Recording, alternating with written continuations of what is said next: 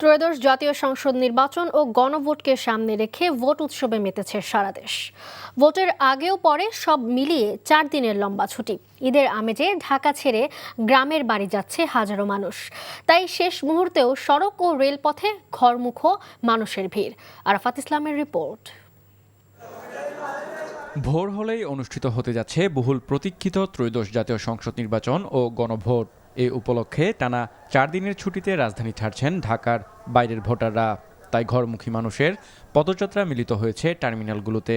শেষ দিনেও বাস ও ট্রেনে ছিল যাত্রীদের ভিড়। গ্রামের বাড়িতে যাচ্ছি, ভোট দিতে যাচ্ছি। অনেকদিন পর ভোট দিতে পারবো আলহামদুলিল্লাহ, এজন্য ভোট দিতে যাচ্ছি।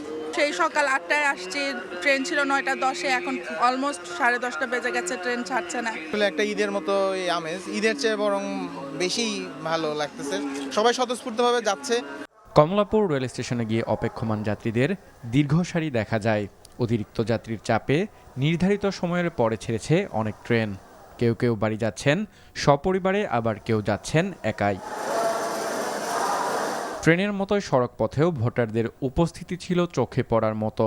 তবে গত দুদিনের তুলনায় এদিন বাস টার্মিনালগুলোতে যাত্রীর চাপ তুলনামূলক কম ছিল।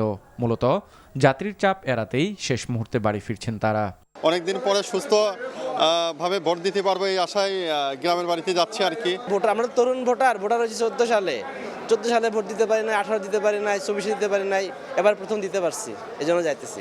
অনেকদিন পরে একটা খুশির সংবাদ, এই জন্য আমরা খুশিতেই যাচ্ছি দেশে ভোট দেওয়ার জন্য। ভোট উৎসব ঘিরে সবার মাঝেই ব্যাপক উৎসাহ উদ্দীপনা লক্ষ্য করা গেছে। দীর্ঘ 17 বছর পর ভোটাধিকারের সুযোগ পেয়ে ঈদের আমেজে রাজধানী ছেড়ে বাড়ি ফিরছে মানুষ। তাই শেষ মুহূর্তে সড়ক, রেল ও নৌপথে উপচে পড়া ভিড়।